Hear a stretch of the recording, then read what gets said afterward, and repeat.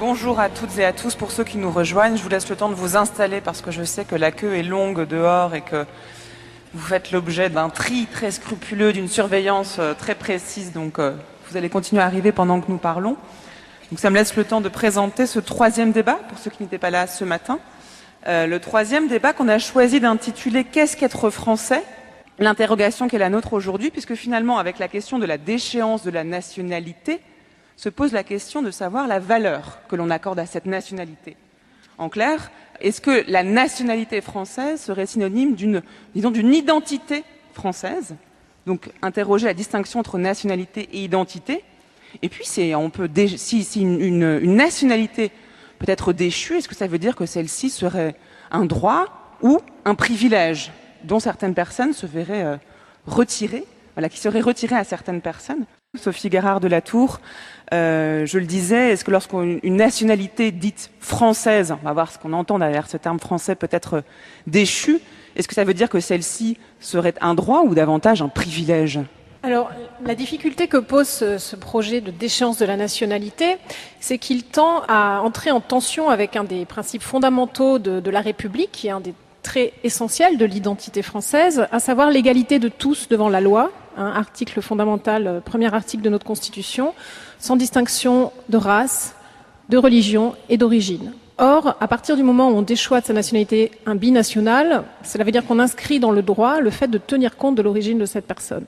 Donc, il y a déjà ici un problème entre la manière dont les principes politiques de la République donnent sens à cette identité française et la manière dont on l'interprète vis-à-vis de ceux qui seraient suspects de ne pas être parfaitement à la hauteur de cet idéal politique.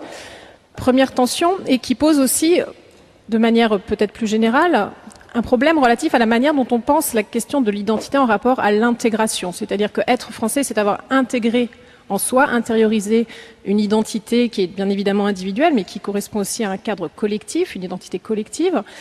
Et de plus en plus dans les débats politiques, dans les débats publics, ces questions d'intégration sont envisagées sous un angle individuel, moral, sous un angle on pourrait dire quasiment kantien. Il faudrait faire preuve d'une bonne volonté d'intégration. Il faudrait mériter, en fonction de la qualité de ses intentions morales, cette intégration. Or, il me semble qu'envisager l'intégration et l'intériorisation de l'identité de la sorte est tout à fait décalé par rapport à ce que l'on apprend de la réalité d'une intégration nationale lorsqu'on regarde les travaux historiques, les travaux sociologiques sur l'émergence des nations contemporaines, le moment où, sur un territoire donné, l'ensemble des personnes disposant d'un statut juridique, à la base celui de citoyen français, commencent à s'identifier personnellement à ce statut, à cette identité française, alors qu'auparavant, ils se voyaient plutôt bretons, berrichons, corses. Qu'est-ce qui a fait, à quel moment les Français ont commencé à se sentir plus français que bretons, corses ou berrichons? Et on se rend compte, à la lecture des travaux historiques et sociologiques sur cette question, que c'est assez récent. Être français, c'est une réalité qui s'est sociologiquement généralisée de manière assez récente. Nous, en ce qui nous concerne, parce que ce mouvement de nationalisation du lien social, il concerne toutes les démocraties nationales modernes, mais pour la France, c'est essentiellement sous la Troisième République que ça s'est fait. Et c'est vrai qu'à ce moment-là, émerge une culture nationale particulière, mais qui est une culture d'un nouveau type, dont on pourra parler plus avant, mais j'en dis juste quelques mots, qui est une culture politique et juridique essentiellement, bien plus qu'une culture qui serait liée à des racines, à un terroir, à un enracinement dans des choses qui auraient précédé cet idéal de l'égalité politique. Donc être français, je pense qu'il faut revenir sur cette corrélation très étroite entre du politique, des principes universels, les principes républicains, et de l'éthique, le fait que nous formons un nous, une histoire commune attachée à ces principes, mais cette culture politique nous engage à avoir un certain contenu qui est en accord avec nos principes politiques, ce qui n'est pas nécessairement le cas lorsqu'on va penser l'intégration en réinvestissant des thèmes comme l'enracinement, le fait d'hériter de quelque chose qui serait à la limite préalable à ce moment de l'égalité politique. Voilà, la question étant de savoir effectivement ce que veut dire être français, ce que la valeur dont on investit la notion même d'identité française, la construction d'une identité française, à travers notamment la question de l'intégration telle qu'elle a été abordée rapidement,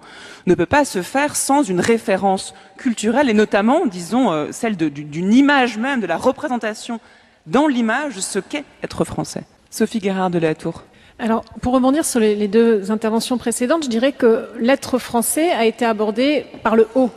Monsieur Finkielkraut nous a parlé de deux grandes figures politiques et intellectuelles de l'époque, Renan et Fustel de Coulanges, et vous nous avez parlé, Thierry Logier, de Napoléon et de ce processus de construction culturelle mené par des élites politiques, esthétiques. Mais être français suppose aussi qu'on se pose la question en des termes sociologiques.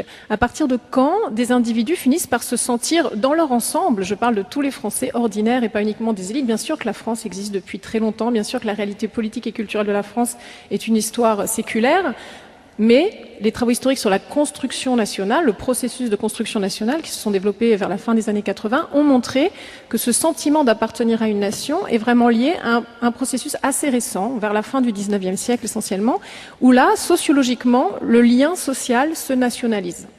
Et à ce moment-là, ce qu'on observe, c'est que la culture qui fait que les gens vont se sentir liés est corrélatif à un nouveau mode de solidarité qu'a théorisé Émile Durkheim, donc un des pères fondateurs de la sociologie, qui a montré que dans les sociétés modernes, la solidarité entre les gens ne disparaît pas, malgré les progrès de l'individualisme, elle change juste de nature. C'est-à-dire qu'on n'a plus affaire aux solidarités ancestrale, traditionnelle, celle des communautés rurales, villageoises, qui étaient fondées sur ce que Durkheim appelle des similitudes, les mêmes ancêtres, les mêmes traditions. On passe dans les sociétés modernes où la division du travail se progresse, les fonctions sociales se spécialisent.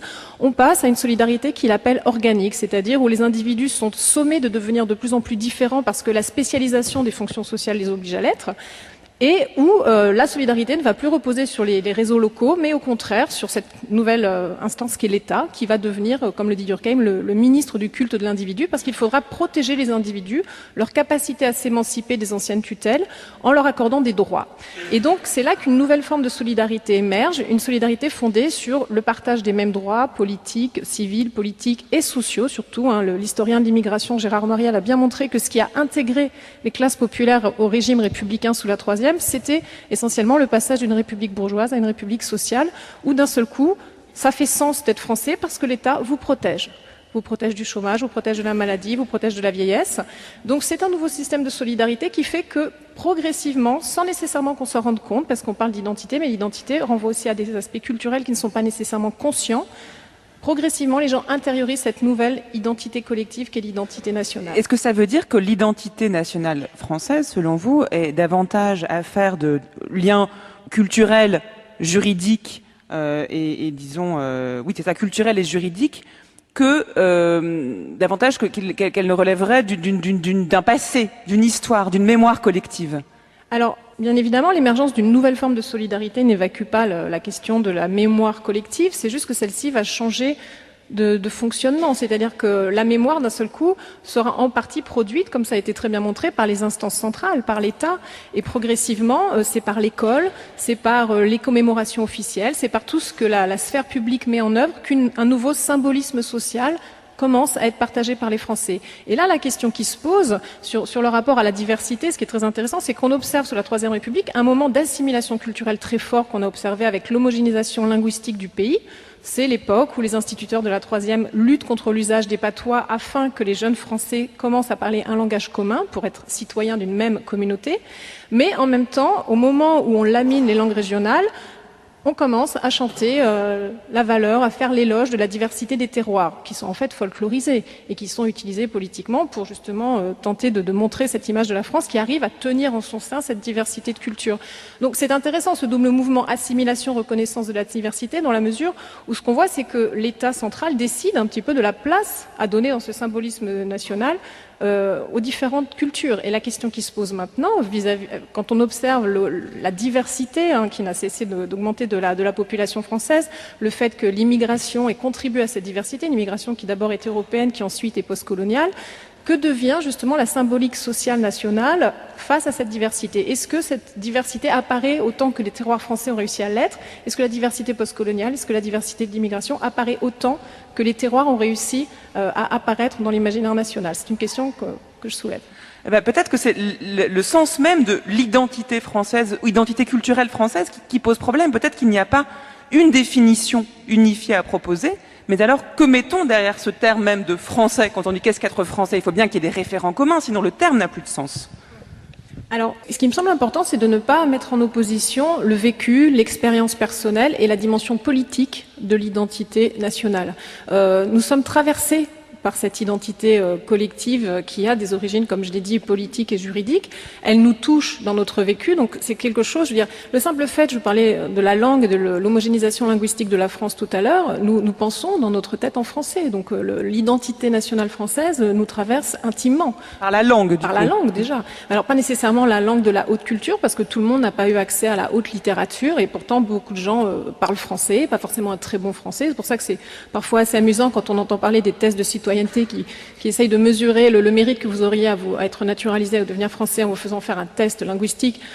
C'est amusant, sachant que beaucoup de Français échoueraient sans doute à ce test linguistique aussi. Donc bon, on peut se poser la question là de la justice, encore une fois, dans ces deux poids, deux mesures. Mais ce que je veux dire par là, c'est qu'il n'y a pas à faire cette fausse opposition entre le vécu et l'identité politique.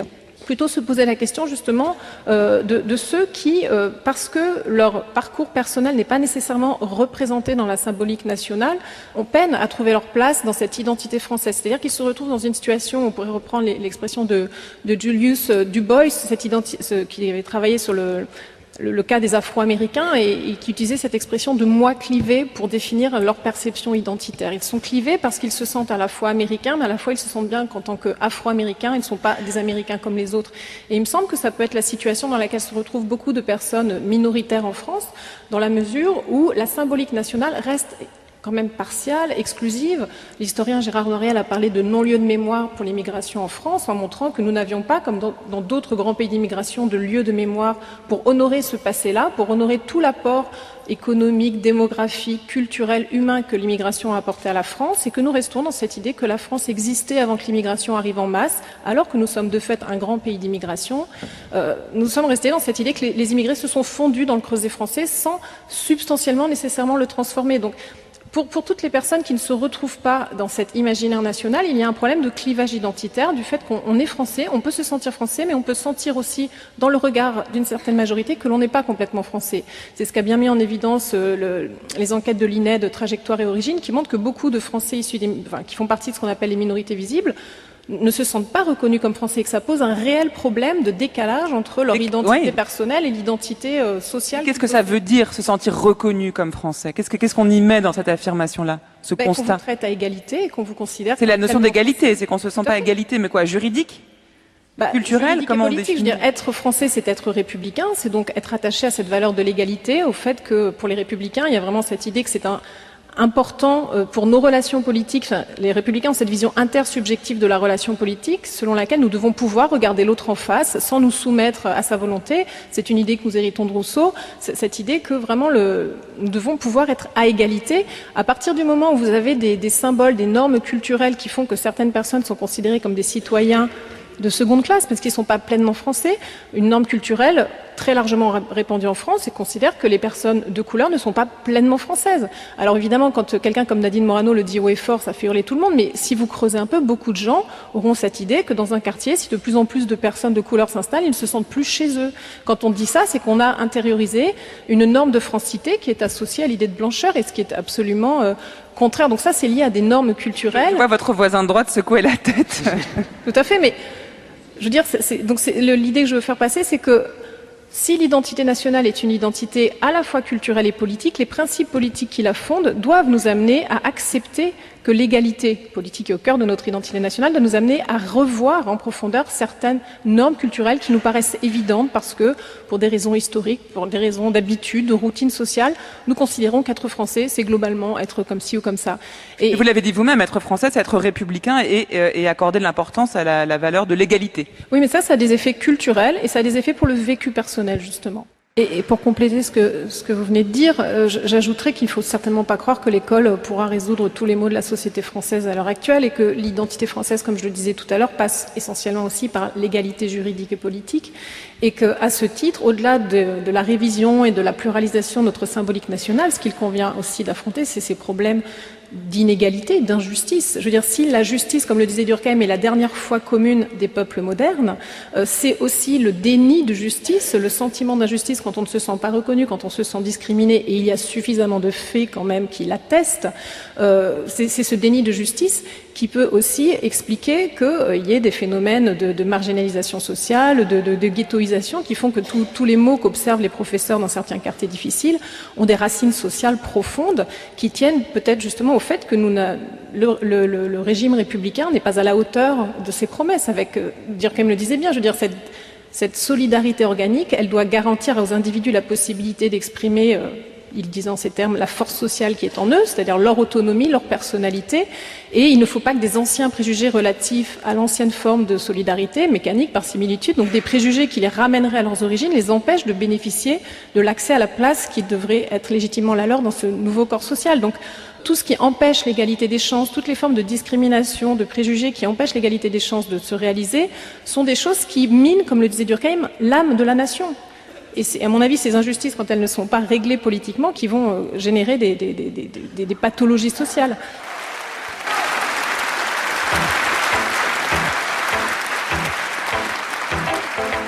Comment faites-vous lorsque vous assistez à ce qui s'est passé, c'était il y a un an? Comment est-ce que vous n'êtes pas frustré de vous dire mais je n'ai pas une intervention suffisante pour me faire entendre et essayer de faire évoluer les choses dans le bon sens? Est-ce que ça suffit d'écrire des articles dans ces cas-là, en clair? Sur les questions de l'immigration et de l'intégration, ça fait 20 ans qu'on a des travaux qui disent très clairement, qui avancent des résultats qui montrent que la dérive ethno-nationaliste à laquelle nous assistons est une voie sans issue et quelque chose qui ne correspond pas à la réalité des relations sociales, qu'il n'y a pas de mauvaise volonté d'intégration, que les soi-disant replis communautaires sont généralement réactifs, liés à des difficultés d'intégration, liés à la discrimination, difficultés d'accès à l'emploi, au logement et autres. Donc toutes ces choses-là, je veux dire, on les sait, elles sont déjà diffusées en partie. La vraie question qui se pose, c'est pourquoi est-ce que il y a un moment, donc je suis pas sûre que les prises de parole n'aient pas été faites. Moi, ma frustration et mon interrogation, c'est de savoir pourquoi est-ce que ce discours ne passe pas, qu'est-ce qui explique les blocages qui font que même si cette parole a été prise, cette parole publique a été prise par beaucoup de collègues qui travaillent sur des questions proches, pourquoi est-ce qu'elle est aussi inefficace? La question du multiculturalisme en France est ultra politisée.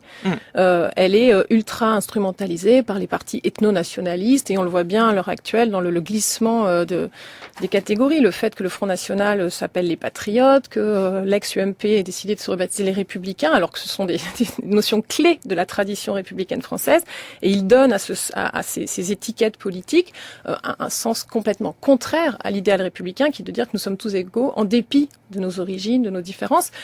Alors que, au contraire, dans leur discours, c'est une manière ce terme est récupéré, il est cannibalisé pour défendre une vision ethno-nationale de la communauté nationale. Donc là, il y a un tel phénomène de récupération, si vous voulez, ça soulève de telles passions politiques sur cet objet-là que parfois, c'est vrai que moi, je me heurte à un mur, à des gens qui tout simplement ne veulent pas entendre. Parce que le débat est déjà trop politisé, trop instrumentalisé. Et donc, il faut vraiment faire attention au type de personnes à qui on va adresser ce discours pour savoir s'il sera audible. Le multiculturalisme passe par des réformes institutionnelles, des politiques publiques, des droits culturels qu'on va accorder aux groupes pour préserver justement d'une certaine manière leur possibilité d'avoir accès à leur contexte culturel. Et une fois que ces institutions sont mises en place, ça a des effets intégrateurs. Ce que décrit Weinstock dans son témoignage. Généralement, quand on parle de multiculturalisme en France, on le voit comme quelque chose qui trahit la crise de l'intégration, le repli identitaire des minorités sur elles-mêmes, le refus de s'intégrer, le manque de bonne volonté d'intégration, alors que dans le projet politique canadien, ce qu'on voit, c'est que c'est exactement l'inverse qui se passe. Le but de ces institutions qui relèvent du multiculturalisme est précisément d'intégrer les immigrés, les minorités nationales, les peuples autochtones, de leur montrer qu'ils ont leur place dans la nation canadienne, qui se définit d'ailleurs par l'image de la mosaïque, la nation mosaïque, et que sans ces institutions-là, l'intégration faillirait. Donc voilà, je pense que... Mais au fond, la question du multiculturalisme, elle est à la croisée entre une réflexion sociologique, vous l'avez dit, sociale au sens plus large du terme, culturelle et politique, puisque la question est de savoir quelle identité politique nous pouvons accorder à une identité qui, elle, se définit comme étant culturelle. Tout à fait, c'est le problème de la possibilité de cette mosaïque. Comment la mosaïque peut-elle tenir? Alors, je pense que l'intérêt de ces pratiques, c'est de comprendre que nous devons renoncer à l'idée qu'il doit y avoir une corrélation entre l'unité politique et l'unité culturelle, de la même manière qu'on a renoncé à la corrélation entre unité politique et unité religieuse. On n'a plus besoin d'une religion officielle pour unir les citoyens. Et ça, on a plus de mal en France à le faire. Ah, tout à fait. Charles Gérard, sur cette question. Oui, bien sûr, on a plus de mal. C'est lié notamment au problème de mécompréhension ou de traduction. Le mot multiculturalisme renvoie à toute autre chose en France. Ouais. C'est utilisé souvent comme un épouvantail dans le discours public pour renvoyer à ce qui est perçu comme une volonté on parle aussi de communautarisme, de repli sur soi, de non-intégration précisément. Donc complètement à rebours du sens que ce terme prend dans le travail proprement philosophique ou en théorie politique dans différentes disciplines.